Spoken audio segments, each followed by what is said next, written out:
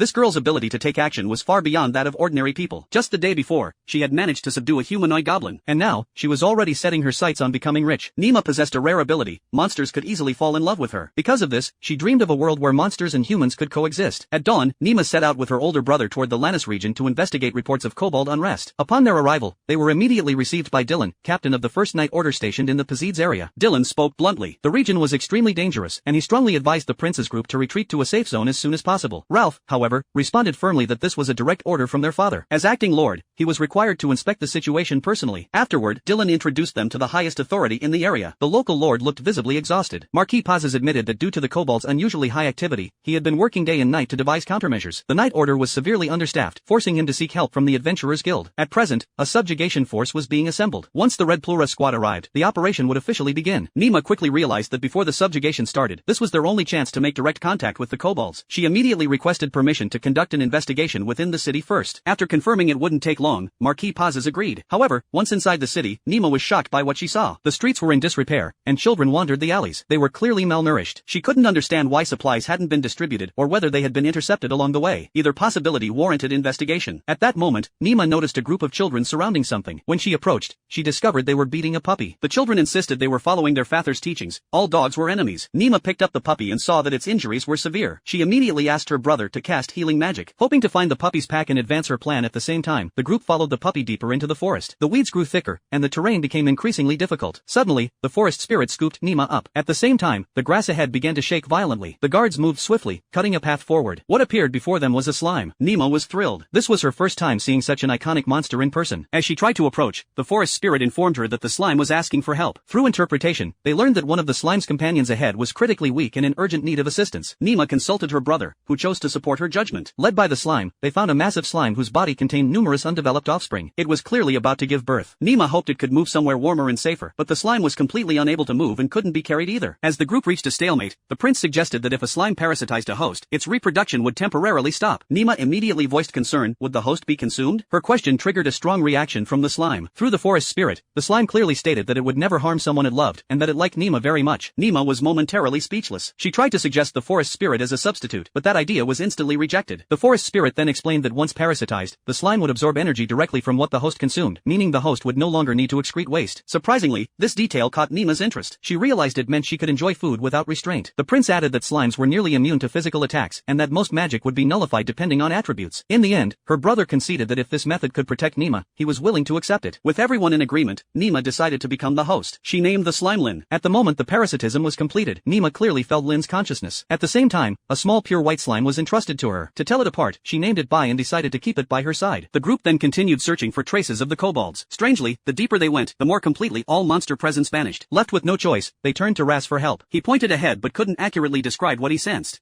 Guided by him, they entered an area known as the Sacred Domain. Deep within the forest, they encountered a colossal being. Nima immediately understood it was the Lord of the Forest. It was neither monster nor elf, but an existence beyond the concept of magic itself. Nima stepped forward, politely introduced herself, and apologized for trespassing. The Lord of the Forest showed no offense and instead seemed intrigued. A holy beast's contractor, royal blood, and a companion of monsters, this group fascinated it. Eventually, the Lord of the Forest asked Nima what kind of being she truly was. When asked about her purpose, Nima held up the puppy and explained they were searching for its mother. She asked whether the Lord knew where the kobold tribe was hiding. The Lord of the Forest showed regret. It explained that it could not reveal that information because the kobolds had been driven here by relentless human pursuit. Witnessing that brutal past was precisely why it chose to hide them from human discovery. Nima acknowledged humanity's wrongdoing and apologized sincerely. However, she emphasized that she only wished to return the child and attempt negotiations. She warned that a subjugation force would soon arrive, and anyone remaining would be caught in danger. Conflict between humans and kobolds was inevitable. The Lord admitted it could only hide them temporarily and could not provide long-term protection. Food was also a serious concern. Nima promised to do everything she could to help and begged to be led to the tribe. Choosing to trust her, the Lord opened a sealed spatial path and assigned elves to guide her. With official permission, the journey became far smoother. Yet Nima began to reflect that her plan had indeed overlooked the survival needs of monsters. Suddenly, a massive beetle burst from the forest. Fortunately, Nox reacted instantly and defeated it head-on. After the fight, the forest spirit casually remarked that the beetle itself was premium food, especially good when grilled. The beetle was quickly processed, and after a short rest, the group ventured deeper into the forest once more. At that moment, the puppy in Nima's arms began to whimper. Ahead, numerous kobolds appeared. Nima immediately stated her purpose, emphasized that she had the Lord of the Forest's permission and requested an audience with their leader. The forest spirit translated, but the kobolds were clearly distrustful. Nima added that they had brought gifts, freshly grilled beetle meat. The tension eased slightly, and the kobolds agreed to lead them. Along the way, a young kobold girl caught everyone's attention. With clear eyes and smooth fur, she was so adorable that even Nima, known for her own cuteness, almost reached out to touch her ears and tail. Nima finally arrived at the kobold's hiding place. Although she brought food, the tribe's shaman openly displayed hostility. Humans were the reason the kobolds had been driven here, and they no longer trusted any human. Many tribes had been attacked, and countless companions had died.